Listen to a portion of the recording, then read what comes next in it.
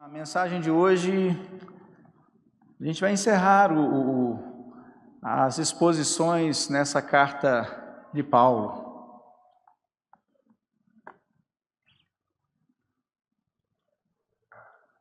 É bom iniciar, é bom terminar também. Eu fico contente em concluir mais um livro de exposição aqui na igreja. Há anos a gente tem trabalhado assim, conhecer um livro de uma ponta a outra, e essa carta ela foi muito preciosa, apenas 4 capítulos, mas estamos com ela há 1 ano, mais ou menos, e hoje a gente vai finalizar, e com a saída dela, da nossa agenda, outro livro então será incluído para a gente estudar, tá bom? Abriu sua Bíblia? Filipenses capítulo 4, verso de número 14 até o verso 23. Diz assim a palavra do Senhor: Todavia fizestes bem, associando-vos na minha tribulação.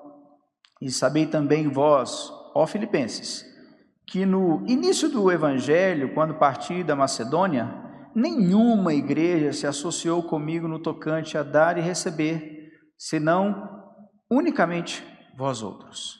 Porque até para Tessalônica mandastes, não somente uma vez, mas 2, o bastante para as minhas necessidades. Não que eu procure o donativo, mas o que realmente me interessa é o fruto que aumente o vosso crédito. Recebi tudo e tenho abundância.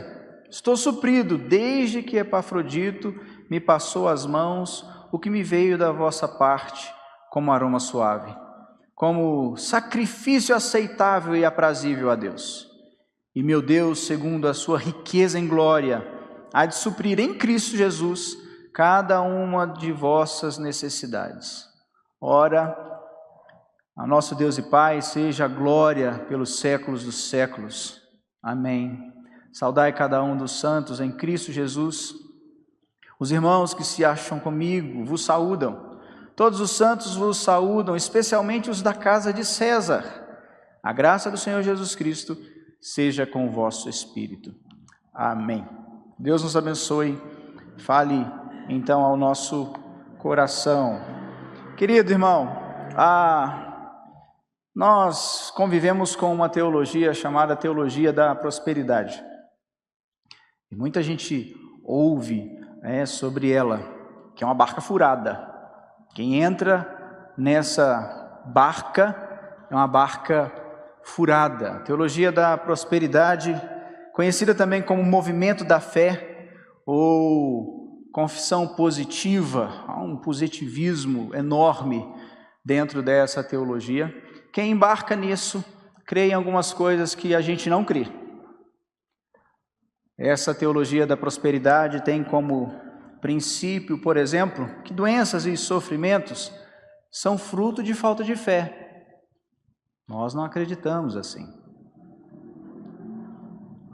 Outra perspectiva dessa teologia: doação aos ministérios e obras da igreja, elas são meios para que as pessoas recebam bênçãos do Senhor.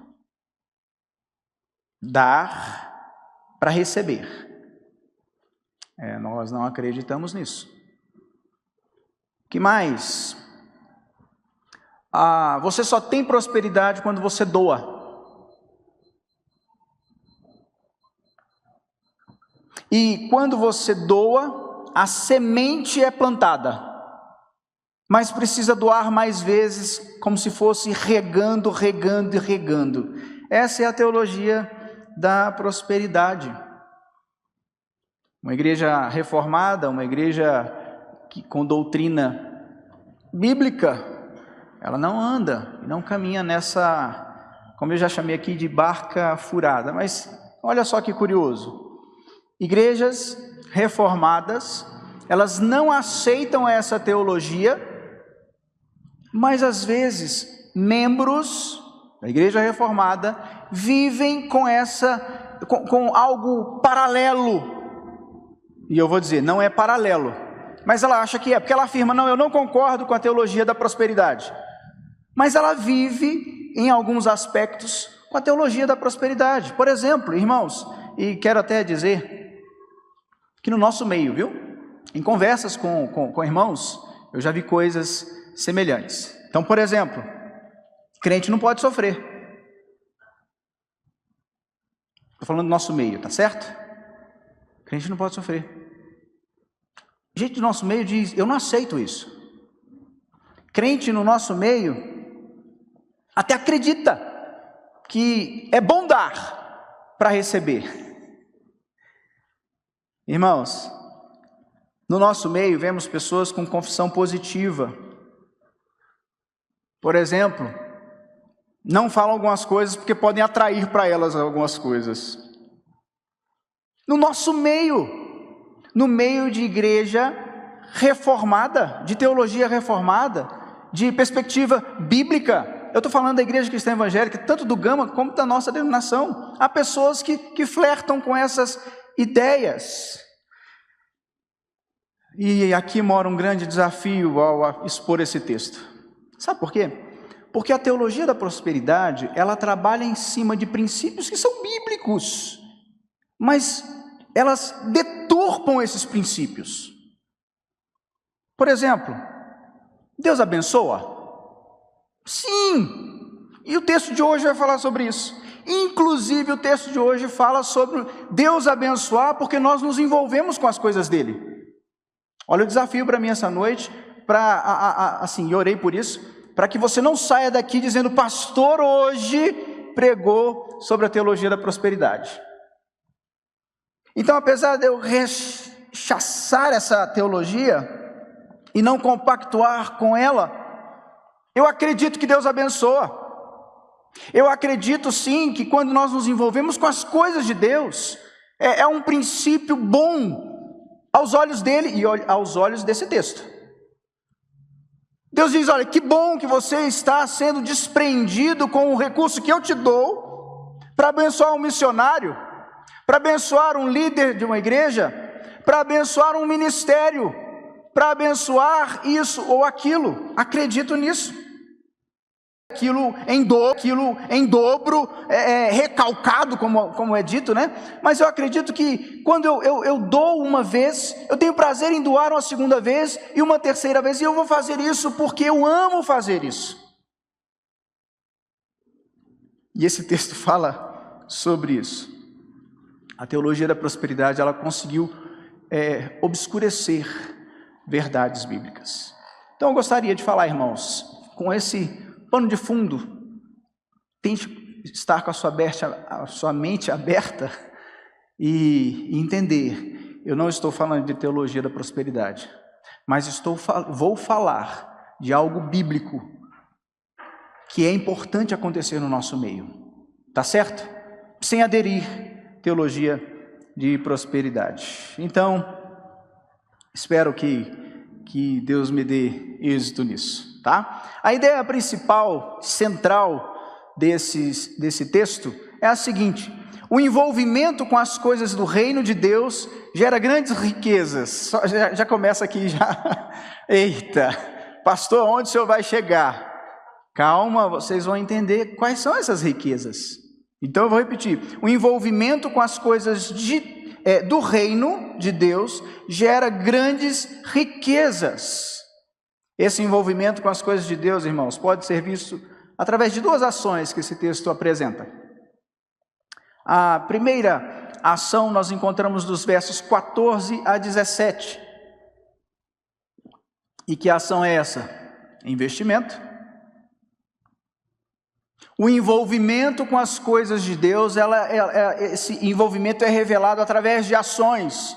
E que ação? A primeira delas, investimento. Olha o verso 14: todavia fizestes bem associando-vos à minha tribulação. Foi uma atitude nobre dessa igreja, foi uma atitude louvável dessa igreja, praticar essa boa ação. Que ação é essa? O apóstolo Paulo, ele foi abençoado por essa igreja. Olha que coisa interessante nós olharmos para essa igreja e é digno de elogio, né? É digno de elogio. Uma igreja que se dispõe a abençoar o seu líder, O apóstolo Paulo era o líder dessas igrejas, ele plantou essas igrejas, ele foi o missionário que plantou e o pastor que cuidou delas enquanto esteve naquelas cidades e depois distante, mandando cartas, mandando líderes, mandando recados. E essa igreja ela não teve dificuldade nenhuma em abençoar o seu líder. Agora, por que eu falo que é um elogio digno, ou então digno de um grande elogio? Olha o que diz o verso 15 desse mesmo capítulo. E sabeis também vós, ó Filipenses, que no início do evangelho, quando parti da Macedônia, nenhuma igreja, olha o detalhe aqui, nenhuma igreja se associou comigo no tocante a dar e receber, senão unicamente vós outros. É digno de elogio, porque irmãos, pasmem, quando o apóstolo Paulo teve necessidade, que necessidade? Um homem servindo ao Senhor, que se desprendeu de um grande cargo que ele tinha, como fariseu, como líder, e ele vai então servir ao Senhor pregando o Evangelho, e aí aquele que abre mão de qualquer trabalho para servir ao Senhor em prol do Evangelho e vive do Evangelho, a igreja precisa sustentá-lo. Somente uma igreja fez isso, a igreja de Filipe. Essa igreja, ela entendia que o líder e a igreja é uma coisa só. Irmãos, um princípio que a gente precisa, nós como igreja do Gama, aprender, tá? A gente até viu na assembleia isso. A gente percebeu que nas conversas era uma perspectiva de que o pastor está dissociado da igreja. Ele não está. Ele não está. O pastor da igreja, seja ele qual for, ele é parte da igreja. Então, quando nós pensamos em um estatuto para a igreja, nós pensamos em todo o corpo. E quem faz parte do corpo? O pastor e os membros da igreja, e os líderes da igreja, e qualquer ministério da igreja. Uma igreja precisa entender que um líder, ele faz parte, e a igreja de Filipos entendia isso. Esse homem que nem aqui está, precisa de auxílio, nós vamos abençoá-lo. É muito interessante porque essa igreja era igreja nova, né? Uma igreja novinha, ainda nos primeiros passos da vida cristã, mas já havia entendido. Esse homem é um homem de Deus, e o nosso cuidado faz parte da vida de uma igreja. E é interessante a palavra que o apóstolo Paulo usa no verso 14, ele elogia porque essa igreja se associou com ele. Olha só que interessante, irmãos, essa palavra associar, ela vem, é usada no grego a palavra koinonia, que nós tanto conhecemos, que significa o quê? Comunhão. A palavra koinonia, ela é traduzida para comunhão. Eu não vou afirmar porque eu não olhei todas as palavras no grego que estão traduzidas para comunhão, mas a maioria delas, quando a gente encontra a palavra comunhão em grego, é koinonia.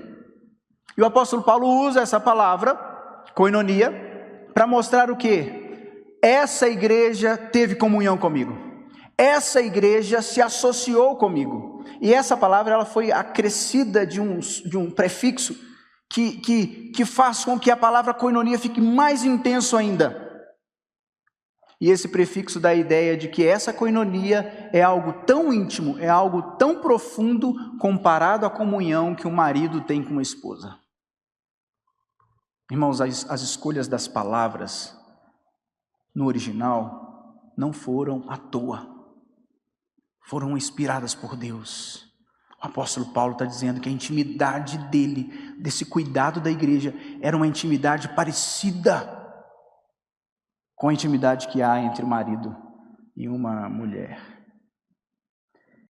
Entendemos, irmãos, que essa koinonia cristã, ela não é só em donativos.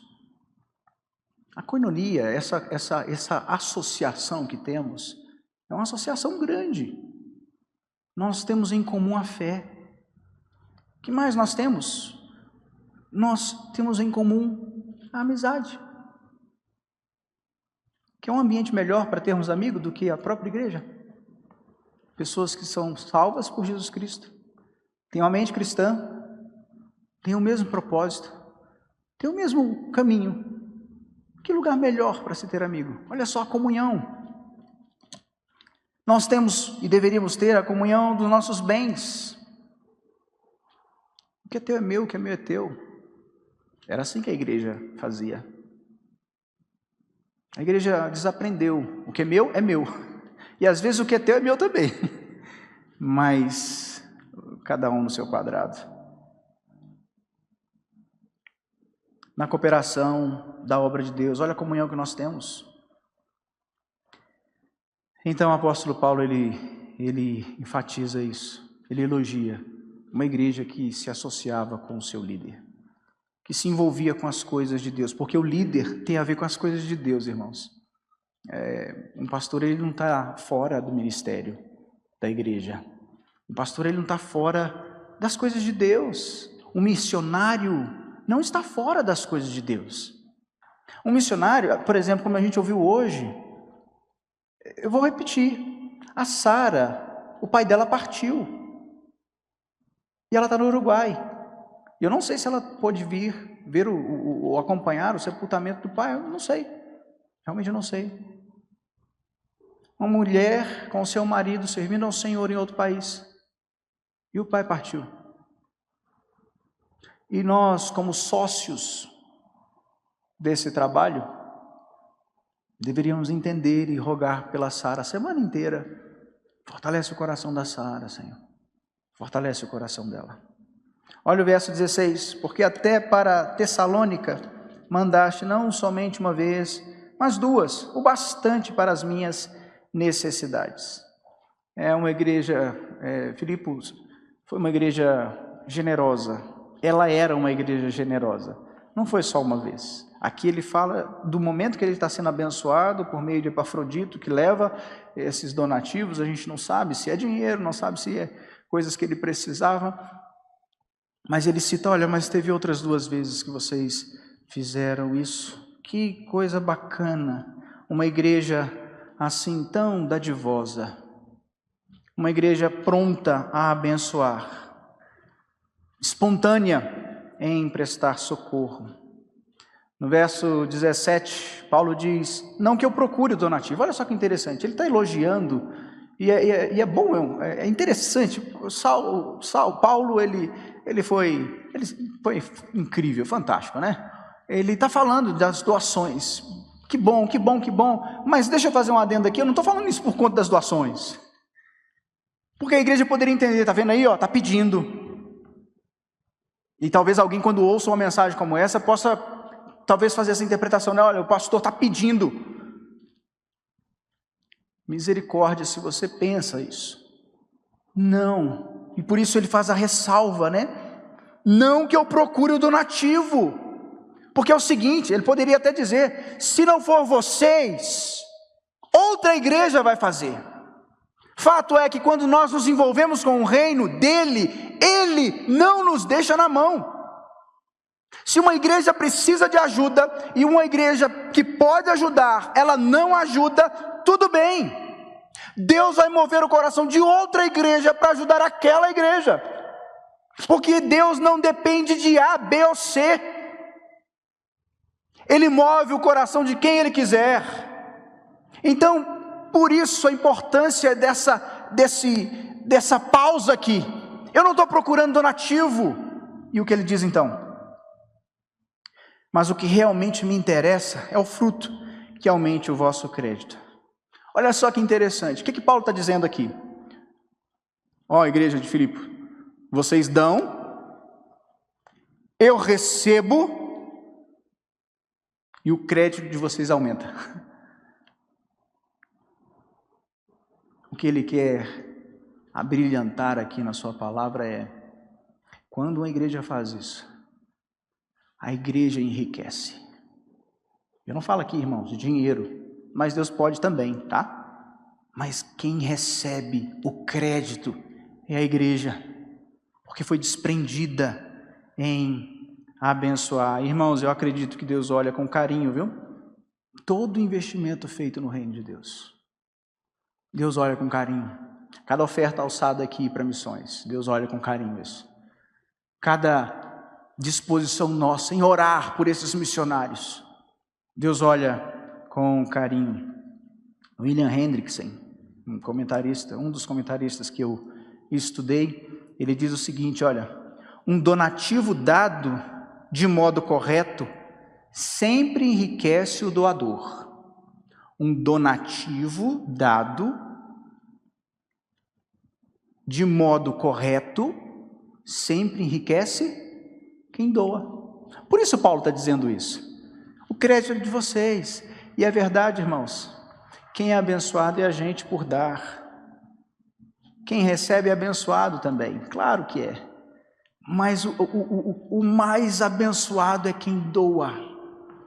As mulheres do feito à mão, elas decidiram fazer toucas de crochê. Crochê? Tricô. Crochê e tricô para mim é a mesma coisa, mas elas dizem que não é, né? Elas fizeram então toucas de crochê? Tricô. De tricô para as crianças do instituto.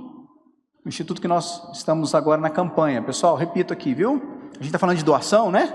Então, dar é melhor do que receber. Doe, tá bom? Nosso alvo é 500 quilos de sabão, 300 litros de amaciante. Temos 2 meses para levantar isso aí. Se Deus quiser, a gente vai dar conta. Essas mulheres, então, que não são daqui da igreja, não são, algumas são membros, sim, outras não. Estão aqui aprendendo tricô, decidiram fazer uma toucas, para doar para as crianças do instituto lá, o berçário, contra esse frio. Que bacana. As crianças foram abençoadas, mas quem mais foi abençoado? Foi quem fez, irmãos. Essas mulheres que fizeram foram abençoadas. Então Paulo está dizendo que o crédito de vocês aumente. Paulo, de alguma forma, ele então quer enfatizar algo que está nas entrelinhas. Se vocês dão, eu recebo e o crédito de vocês aumenta, o que Paulo quer ensinar por trás disso, irmãos? Que o dinheiro de vocês é de Deus. E por isso ele aumenta. Esse curso de finanças, olha só, aprendi uma coisa incrível, coisa que eu tenho que me retratar com a igreja. Eu ensinei errado. A gente fala que o dízimo, quando se dá, né? A gente tem uma infidelidade enorme aqui na igreja com relação a dízimo. Mas eu ensino, e geralmente os pastores ensinam, que a parte, esses 10%, é de Deus. E o resto é nosso. Está errado. Está errado. Aí a gente fala que a gente devolve 10% e os 90% é nosso. Está errado. Todo o dinheiro é de Deus. Todo o teu dinheiro é de Deus. Você dá 10% para a obra. E os outros 90% precisa da orientação de Deus para gastar ou investir. Por isso não é nosso. Por isso a gente tem que orar. Por isso, muita dívida. Porque entende que é seu e não precisa da orientação de Deus. Por isso, dia 22, venha para a igreja, quinta-feira, às 20 horas, esse curso sobre finanças. Vai ter uma aula especial aberta para todos os membros que queiram ouvir sobre dívida. O que nós temos é dado por Deus, é dele. 2 Coríntios 2,9 diz, a alma generosa prosperará, e quem dá a beber será dessedentado, ou será saciado. Deus nos usa, irmãos. Como usou a igreja de Filipos, Deus nos usa para alcançar aqueles que estão com sede. Olha o que diz na segunda carta de Coríntios, capítulo 2, verso 9. Deus ama quem dá com alegria. Porque a pessoa que dá com alegria entende, Senhor, é teu, o Senhor me abençoa e me usa para abençoar o outro. Deus ama quem dá com alegria. Muitos frutos uma igreja colhe por ser dadivosa. Por exemplo, uma boa consciência. Como é bom, irmãos, a gente poder se envolver com o reino e com as coisas do reino. E ter uma boa consciência, me envolver com aquilo que eu deveria me envolver. Que outro benefício nós temos? A boa experiência dessa comunhão com os irmãos. Olha que coisa boa.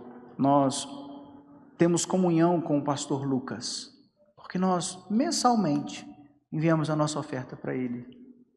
Se não me engano, é R$650. E não só para Ele, para os outros projetos que a gente tem, R$650 para cada projeto. Aí a gente se sente assim, que legal, nós temos comunhão com esse povo, né? A gente ajuda. Igrejas assim têm uma ampla visão das necessidades e se interessa com as coisas do reino. Hudson Taylor, ele disse o seguinte: devemos ter medo não da falta de recursos. Preste atenção, Hudson Taylor. Devemos ter medo não da falta de recursos, e sim de receber recursos em demasia que não sejam consagrados. São os 90% que a gente acha que é nosso, e aí a gente usa do jeito que a gente quer. Todos os nossos recursos vêm de Deus, e precisamos da aprovação dEle. E não tenha dúvida, muito parte de investirmos no reino. Ambos são abençoados, ambos ficam alegres, tanto a igreja de Filipe quanto o apóstolo Paulo. A segunda ação, a primeira dela é investimento. Invista no reino, nas coisas do reino. Invista em missões. Invista nessa igreja, com seus recursos que são de Deus. Invista. Invista em ação social, como a gente vai fazer essa campanha agora. Invista nas coisas do reino. É investimento, essa é a palavra. Mas é interessante? Mas não. O que há de interessante é que o apóstolo Paulo usa agora uma outra palavra a partir do verso 18 e vai então desenvolver essa ideia até o verso 23. No verso 18 ele diz assim, e aqui eu vou partir para a segunda ação, mas quero ler o versículo antes. Recebi tudo e tenho abundância, estou suprido, desde que Epafrodito me passou às mãos o que veio da vossa parte. E olha o que diz agora, como aroma suave, como sacrifício aceitável e aprazível a Deus. A segunda ação que mostra o nosso envolvimento com as coisas de Deus é o sacrifício. Mas não pense, por isso eu li primeiro, não pense como assim, nossa, é um sacrifício fazer isso. Não, não é nesse sentido. É um sacrifício como oferta ao Senhor. Veja bem, a gente investe no reino, em pessoas, e isso é um investimento que é paralelo, é igual a um sacrifício oferecido ao Senhor. O apóstolo Paulo usa da ideia que os judeus já tinham como prática, já tinham claro em sua mente vários sacrifícios para serem oferecidos ao Senhor. E aí ele diz, esse investimento de vocês é como um sacrifício, é como uma oferta ao Senhor, não a mim apenas. Então ele fala, olha só, vocês me abençoaram, as minhas necessidades, elas foram supridas, e foram supridas em abundância. Uma igreja que entendeu que não era assim, dar, mas segurar. Era dar e dar, sem medo de abençoar. Então ele diz, vocês me abençoarem em abundância, está aqui, está sobrando. Obrigado por isso. Obrigado, e olha, eu quero dizer para vocês, isso que vocês estão fazendo é um sacrifício ao Senhor, é uma oferta ao Senhor, ele entende como um culto ao Senhor. Essa igreja entendia que abençoar aquele líder era algo que deveria ser feito com alegria, com prazer, e precisava ser feito com fartura. Hebreus 13:16 mantém essa ideia, olha o que diz lá, Hebreus 13:16. Não negligencieis igualmente a prática do bem e a mútua cooperação, pois tais sacrifícios, ou com tais sacrifícios, Deus se compraz. Percebe que o escritor de Hebreus mantém a mesma ideia de Paulo? Quando a gente pratica o bem, quando a gente não negligencia aquilo que a gente precisa fazer, quando a gente coopera uns com os outros, Isso é como sacrifício e Deus se compraz. A mesma ideia do apóstolo Paulo. Deus se alegra, Deus sente prazer. Por isso ele usa sacrifício aceitável e aprazível a Deus. Isso significa que quando a gente abençoa pessoas no reino, a gente está fazendo para Deus.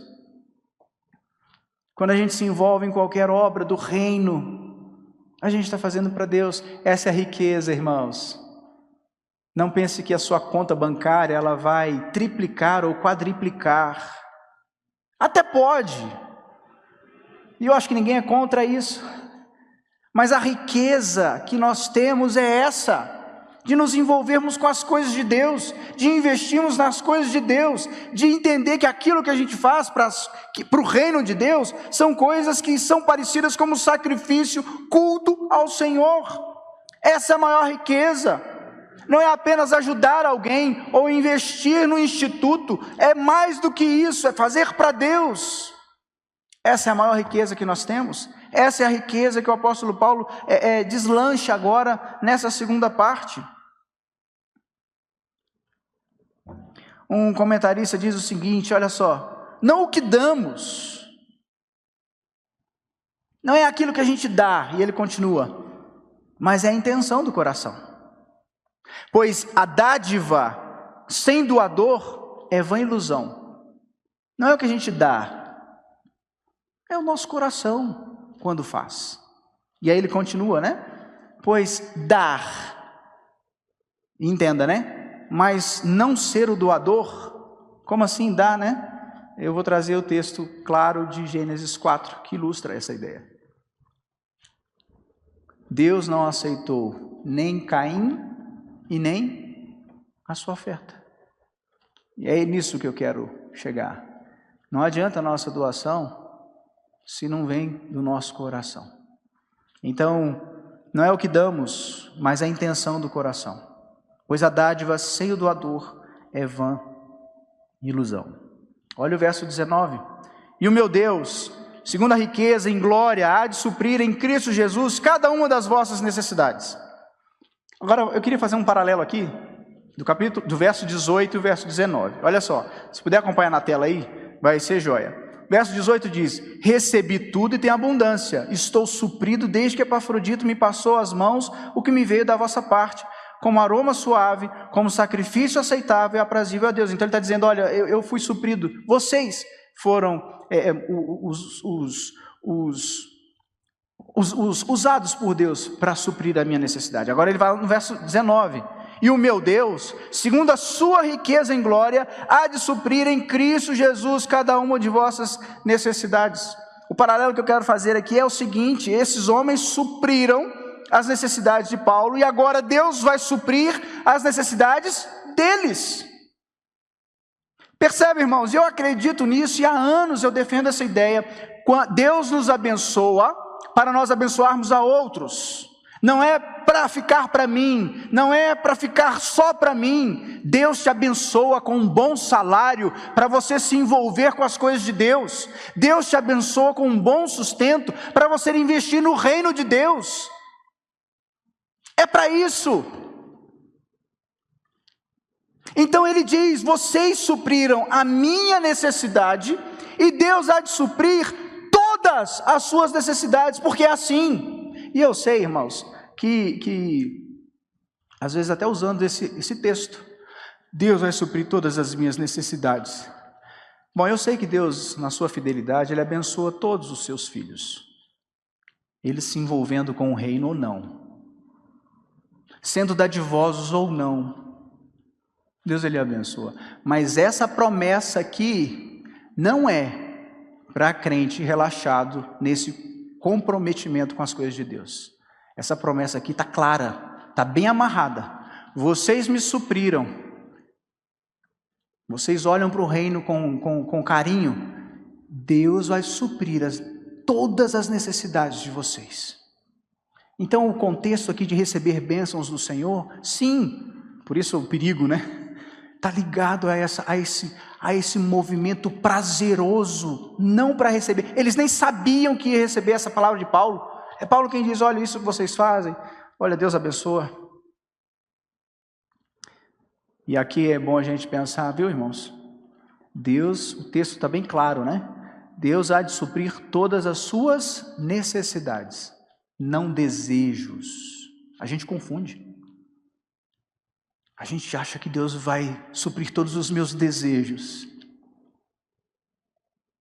Necessidades. Aquilo que de fato a gente precisa. Deus ele tem esse comprometimento, irmãos, de abençoar os seus filhos naquilo que eles precisam. Ah, mas eu queria tanto. Então, por isso. É porque você não necessita, filho. Eu sei do que você necessita. Não vai faltar alimento para você, não vai faltar vestuário para você, não vai faltar o cuidado.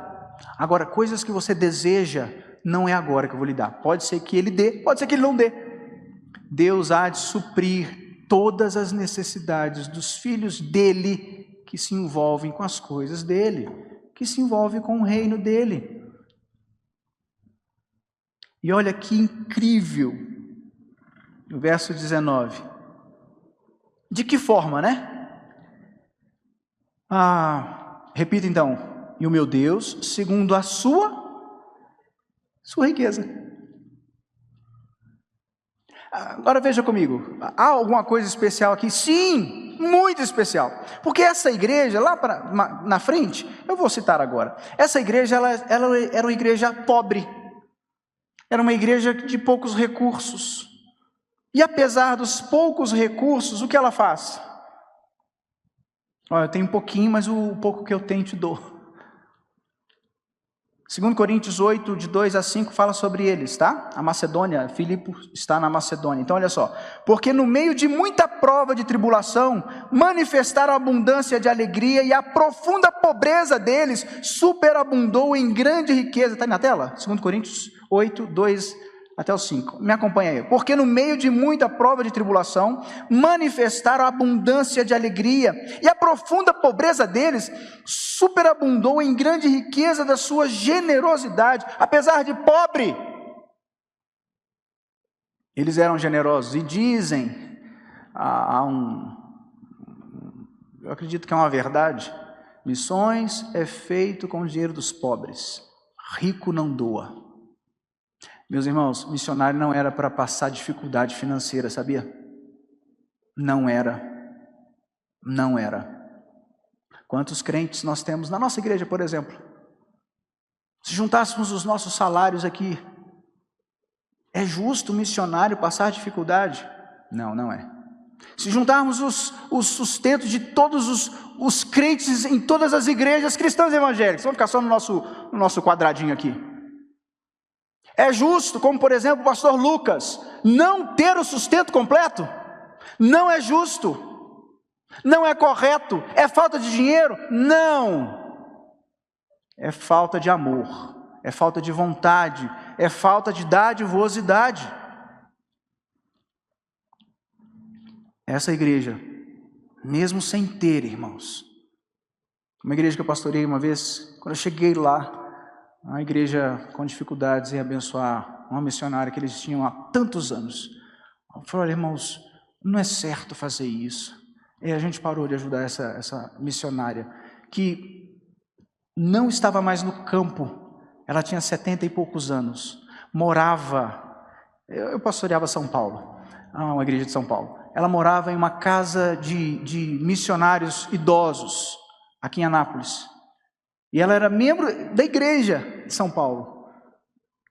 E eles falaram, pastor, a gente queria ajudar, a gente não tem de onde. Irmãos, mas no pouquinho que a gente tem, vamos lá, vamos honrar essa missionária. E a gente recomeçou, né? E a gente foi até ela falecer. Ela tinha 80 e poucos anos, melhor dizendo. Até ela falecer. Wanda Aren.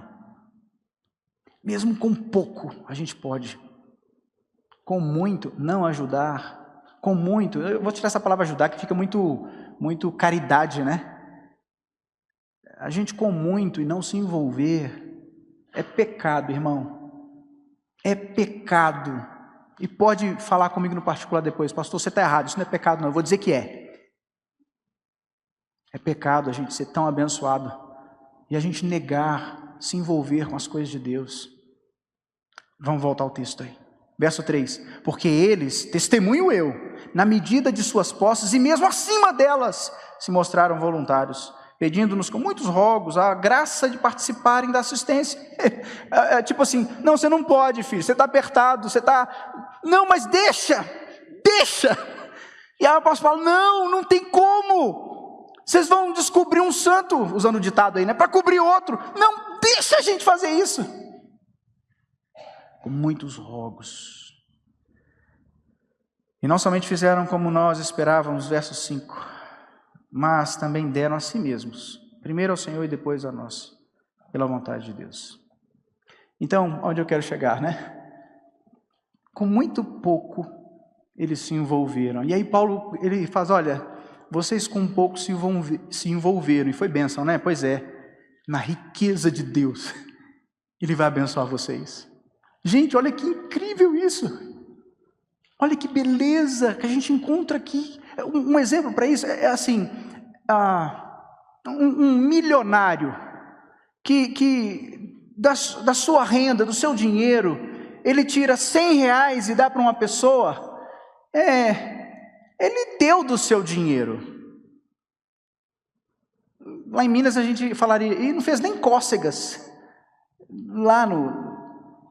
Agora, se esse mesmo milionário, ele tira R$100 mil para doar ao instituto, por exemplo, ele se deu dentro da sua riqueza.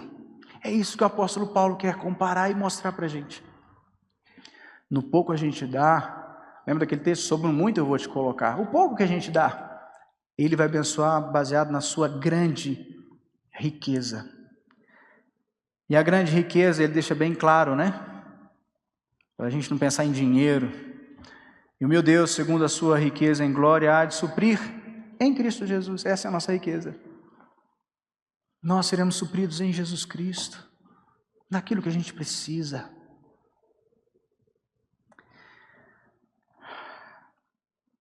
William Barclay, um comentarista, ele diz o seguinte, olha, nenhuma dádiva faz o doador mais pobre.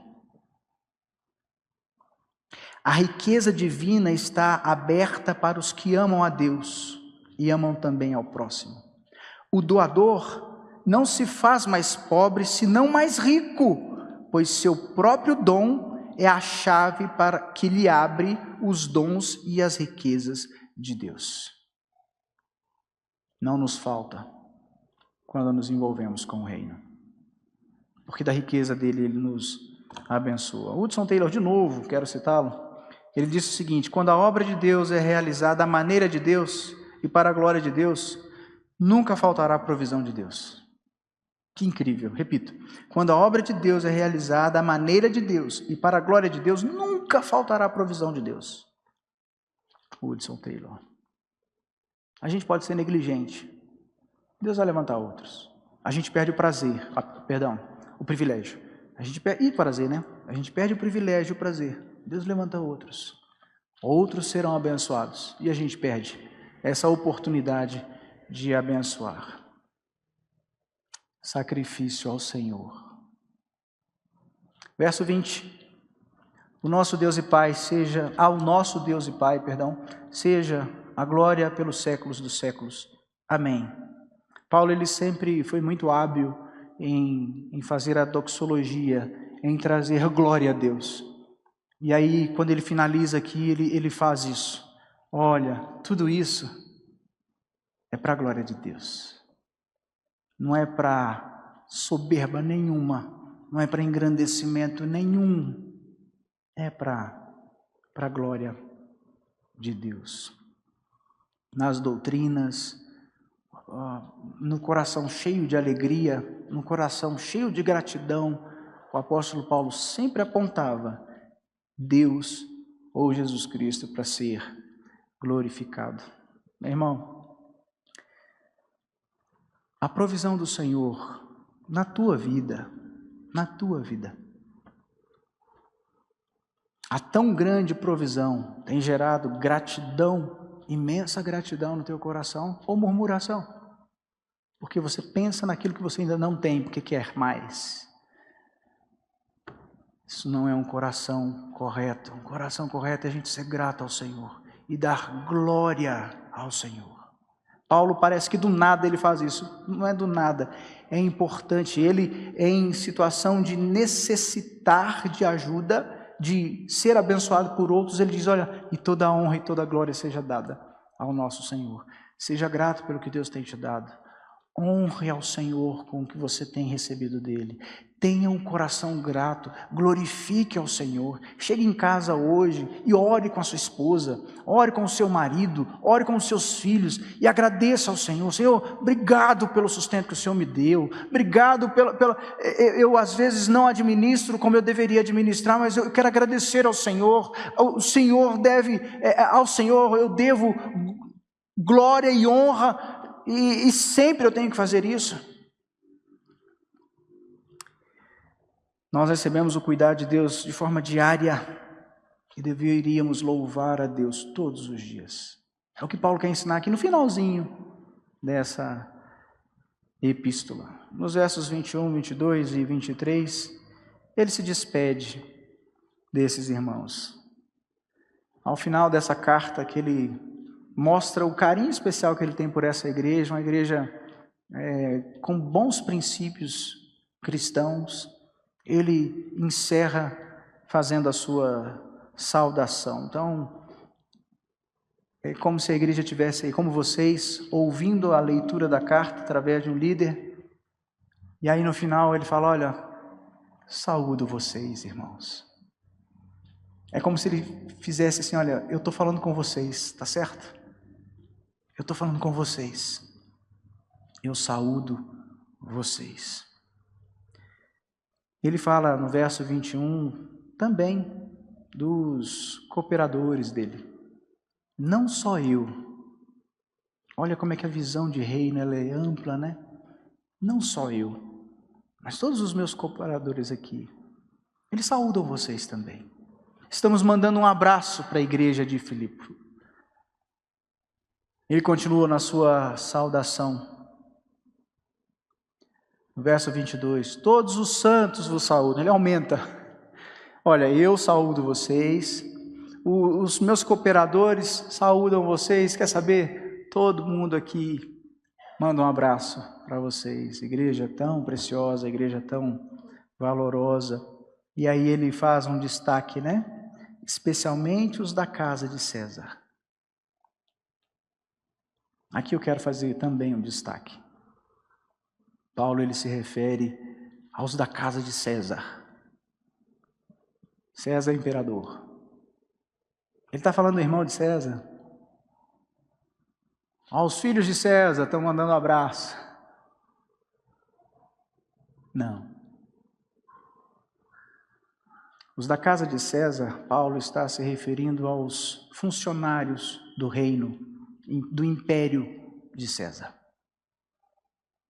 Olha que mensagem que o apóstolo Paulo manda para essa igreja. O evangelho chegou aos que trabalham aqui no império. Tem crente aqui dentro do império que se converteu nas minhas algemas. Eu estou preso, mas eu estou livre para pregar. O apóstolo Paulo tinha o privilégio, isso de uma perspectiva dele e cristã, né? O privilégio de ter soldado ao lado dele o dia inteiro, ia trocando, sai um, entra outro, ele não podia ficar sozinho. Tamanho criminoso que o apóstolo Paulo era, né? Não podia ficar sozinho. Saía um, entrava outro, o que Paulo fazia? Bíblia neles. Trocava o turno. Onde eu parei ontem, eu parei... Não começa não, Paulo. Não, então eu vou falar sozinho aqui. E aí Paulo então está dizendo, aqui no meu contexto, pessoas se converteram. Esses mandam um abraço para vocês também. Oh, irmãos, que bênção. O apóstolo Paulo aproveitou o seu contexto e manteve o seu serviço ao Senhor, pregando a eles. No mesmo livro, na carta, em Filipenses 1,13, ele fala destes, olha só: quero ainda, irmãos, cientificar-vos de que as coisas que me aconteceram têm antes contribuído para o progresso do Evangelho, de maneira que as minhas cadeias em Cristo se tornaram conhecidas de toda a guarda pretoriana e de todos os demais. Estou preso, mas o Evangelho continua. Paulo está dizendo: o Evangelho penetrou o palácio, as muralhas do palácio do imperador. Paulo quer dizer, não existe fronteira para se pregar o Evangelho.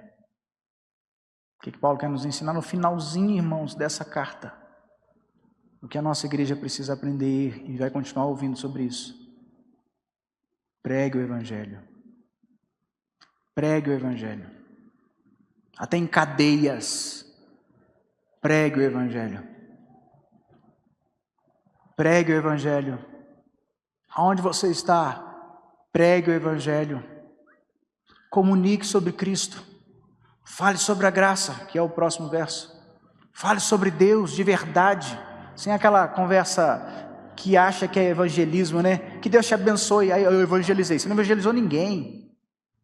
Evangelizar tem a ver, mostrar que ele é um pecador e precisa de Jesus. Que ele por si mesmo, ele não pode ser salvo. Que as bondades que ele faz não garantem salvação.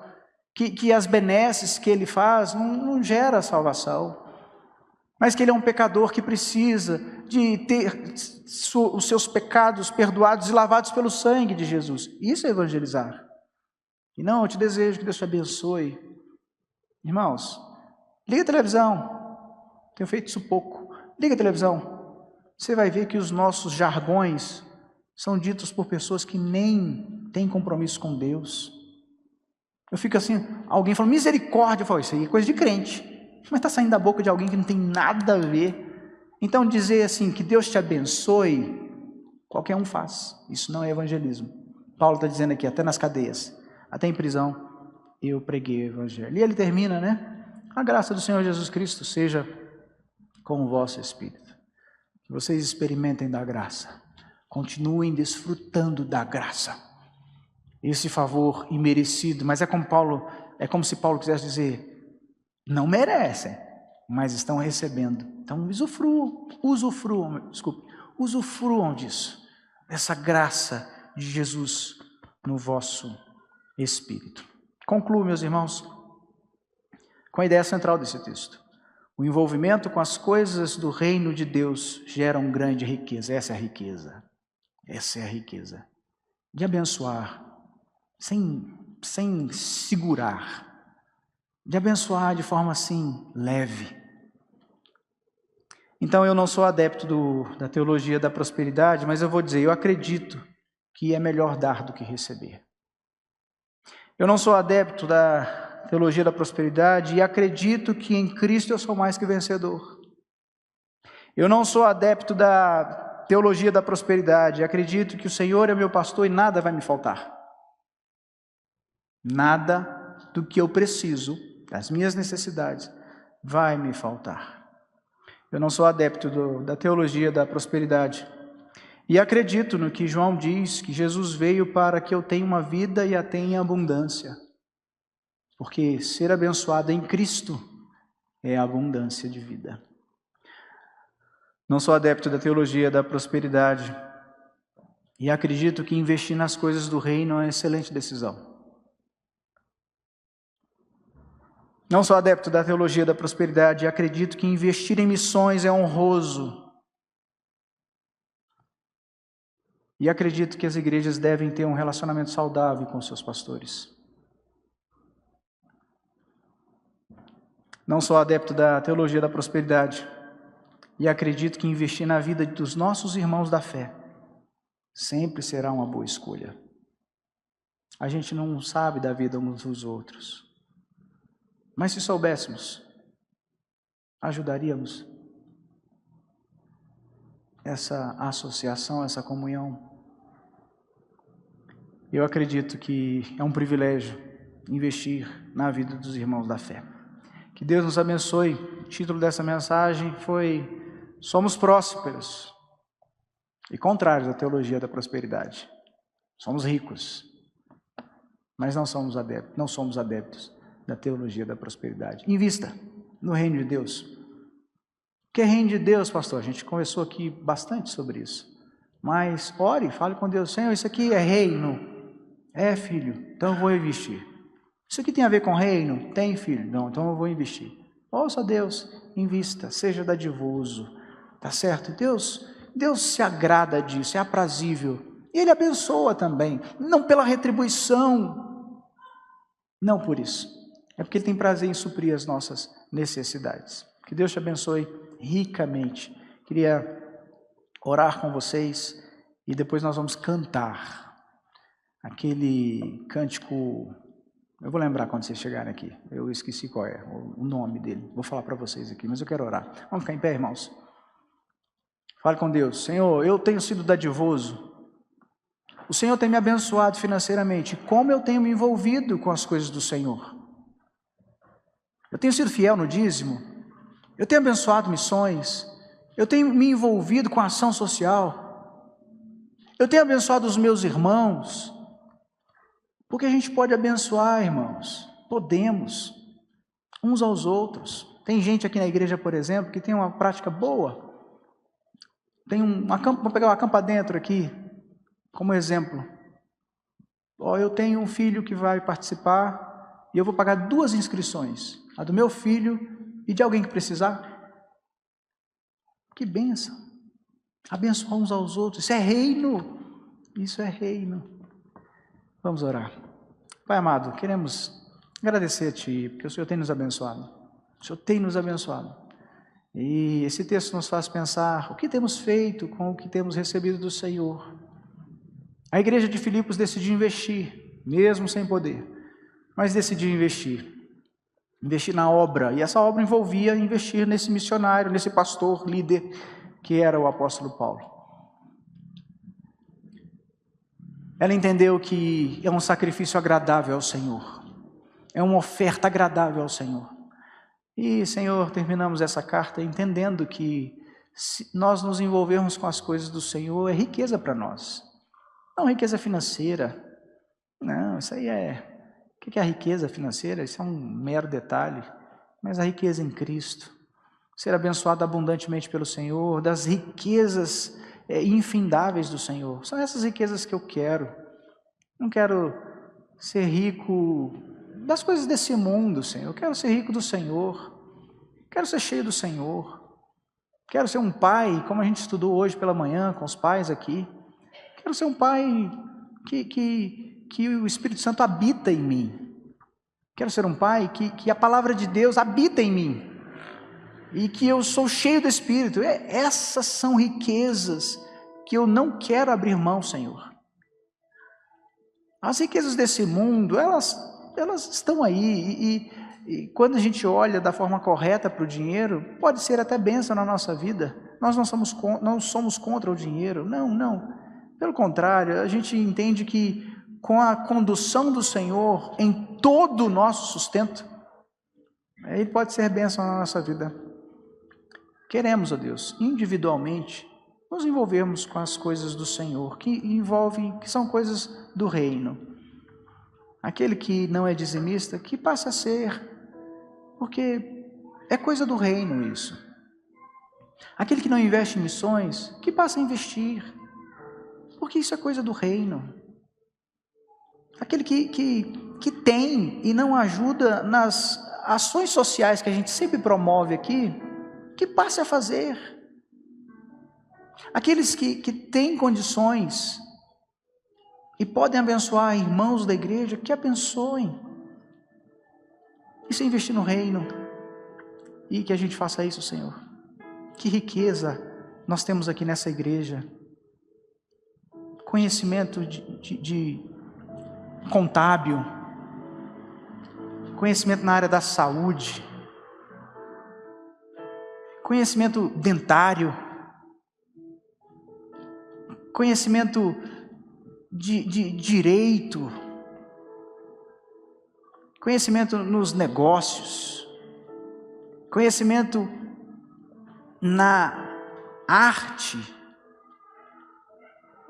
Tem tanta coisa que a gente pode usar em prol da família cristã.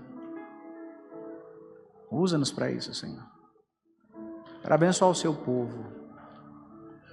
É assim que oramos, meu Deus, em nome de Jesus. Ô, irmãos, em pé ainda, é aquele cântico, o grande eu sou lá. Glorificar. Glorificar. Nós vamos cantar esse cântico. É isso que eu mencionei na oração aqui. Pensa nisso, querido. O conhecimento que você tem. Como que você pode abençoar as pessoas aqui, ó. Só um minutinho, pessoal. As pessoas aqui, com o conhecimento que você tem na área da saúde. Às vezes a gente bate cabeça no SUS, tentando uma coisa, sendo que você tem conhecimento e poderia ajudar. Ajude. Oriente. Se você tem conhecimento no direito, diga assim, ó, eu tenho conhecimento, eu fiz direito e assim, estou à disposição para ajudar em alguma causa e orientar. Gente, para que Deus abençoou a gente com o conhecimento que a gente tem? Sou um bom conselheiro, estou aqui para dar conselhos, pode contar comigo. Sou um bom administrador financeiro, quero ensinar a gerir as finanças, eu estou aqui à disposição. Olha, percebe? É isso que eu falei na oração. Como a gente pode abençoar? Eu sou um educador, eu posso ensinar alguém a ler que ainda não sabe ler. Ah, pastor, mas aqui na igreja não tem? Tem? Talvez não tenha, eu vou afirmar que não tem, mas a gente pode fazer isso com o nosso conhecimento, abençoar. Podemos começar projetos novos aqui, né? Imaginou a gente abrindo aqui para esse tipo de trabalho? A gente alfabetizar adultos. O conhecimento que Deus te deu. Deus pode abençoar o seu povo através do seu povo. Que Deus use você. Tá bom? Vamos cantar esse cântico então?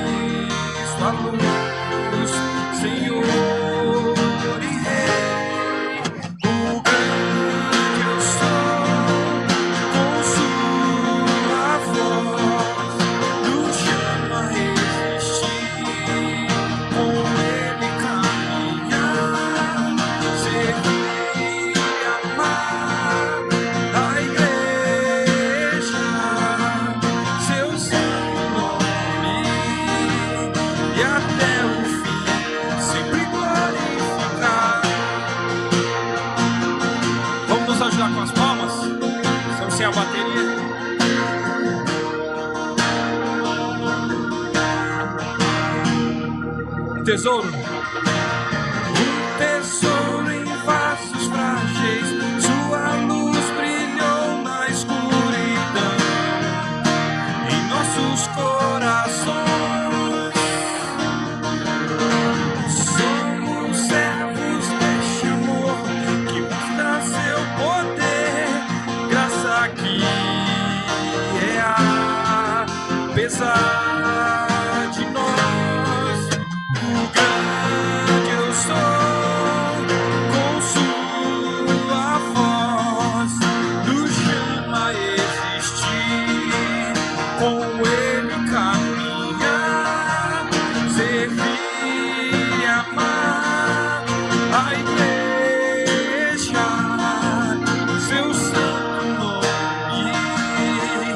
até o fim, sempre glória.